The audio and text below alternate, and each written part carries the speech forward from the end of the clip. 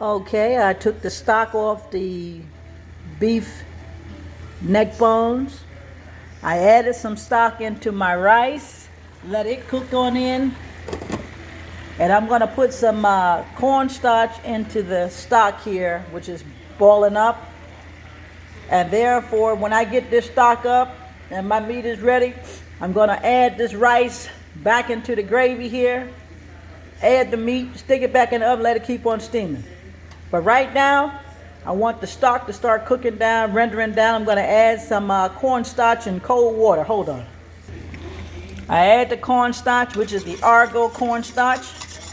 Now I'm gonna stir this up, let it thicken to make a gravy out of this. Yeah, it's coming together.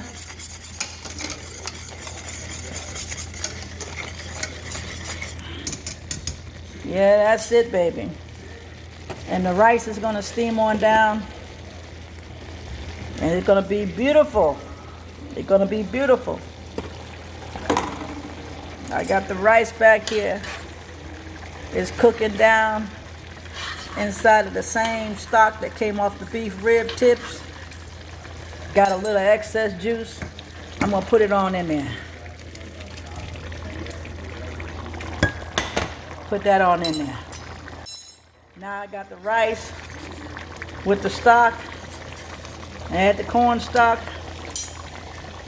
I'm getting this ready to cook on in.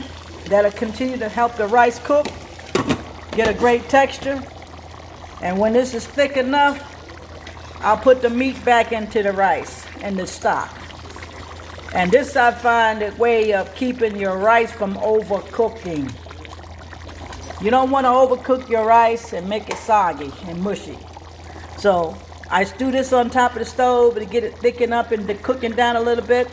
Then I add my meat, put it back in the oven, let it steam on in.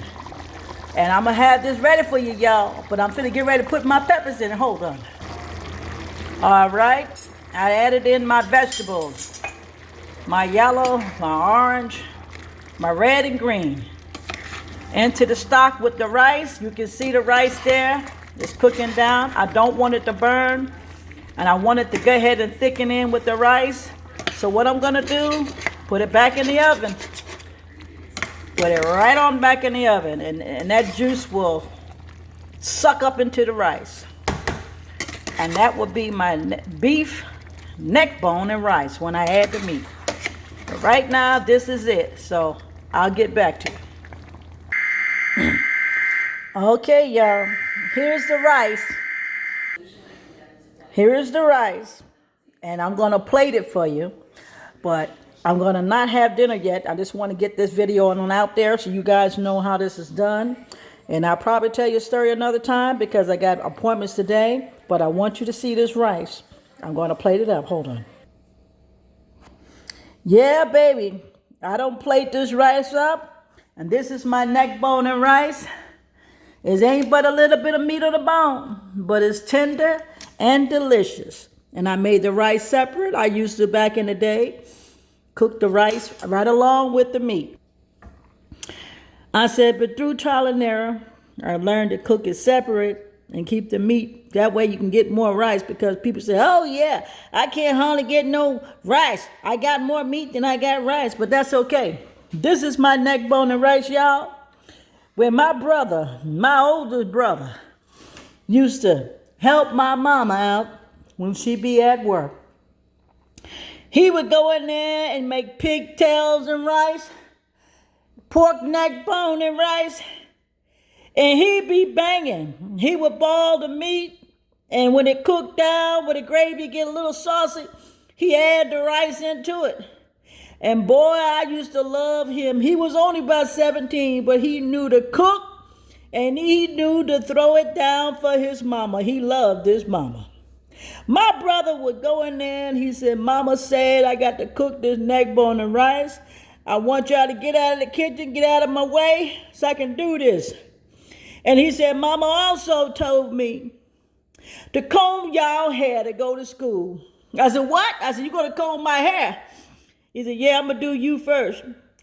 I said, Lord, have mercy. Why did she leave him in charge? But he was in charge, though. And he got over there after he put them neck bones on and got them to cooking. He grabbed me, helped me put my little skirt on and my shirt, and told me to put my shoes on and roll my socks down. He got the big afro comb. He looked at my nappy head. He said, Buckwheat. He said, I don't know what I'm going to do with your hair. It's tough. I said, oh, please, make me pretty, whatever you do. So he said, I know what I'm going to do. He said, you were always acting like some black power, like you protesting all the time. You got something to say. So he said, I'm going to fix your hair up, and I'm going to put some afro sheen on it. So he went on ahead and got to picking my hair and pat it down. I ain't never had my hair loose before. My mother always plaited it up.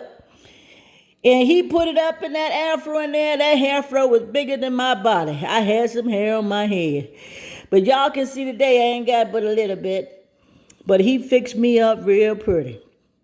When I went to school, I said, Lord, I feel good. You know, it ain't nothing like a big brother fixing you up. You take pride and you remember those days when he fixed me up. I went to school and they said, Josephine got her hair out. I said, yeah. They went to patting on it. I said, don't mess it up. Don't touch it. Don't mess it up. And then I learned to get so protected of the hair. So they would try to touch it. Boy, it got me into some fights. Because I didn't want nobody to touch my head. Because I had my brother's hand on it. Now, my brother gone long back then. And I love him so, miss him. But he would throw down and he would throw down on the food. And when he told me, found out I was fighting because of an afro, he said, don't you do that again. He was a veteran. He said, you don't need to be fighting nobody for nothing petty. You don't need to be going to school, cutting up, get yourself in trouble for a little afro or for a little comment people made and want to tease your mama. He said, all of that, cancel it. He said, because you got pride in yourself. You got a neck. And you don't need to throw your neck back like that, cutting like you about to get a tantrum. He said, you got to know when you got to move your head, when your attitude, when not to. He said, right now, that ain't no need for it. Some people out here getting their neck broke, y'all, getting their neck taken up. All because they don't know when to shut their mouth and stop cutting up. So now when you go to sit down and eat some neck bones, put your head in where it fit in. Don't go put your head into no big fight and taking your lives out of behind it. Because if that's all y'all got to go out there and curtain up and kill it, then you ain't going to have much of the memory for people to talk about unless it's a victory. If it doesn't turn out to be a victory, I feel sorry for you. But anyway, here's the neck bone been cracked. I don't plan on cracking nobody else's. I plan on living this world, taking care of myself and my health the best way I can, and hold on to all the memories that were provided to us in the family to carry on. Now, my neck bone don't look like my brother. He was the masterpiece, but the flavor is there. So I got this plate done. Now I'm going to tell y'all, getting real close,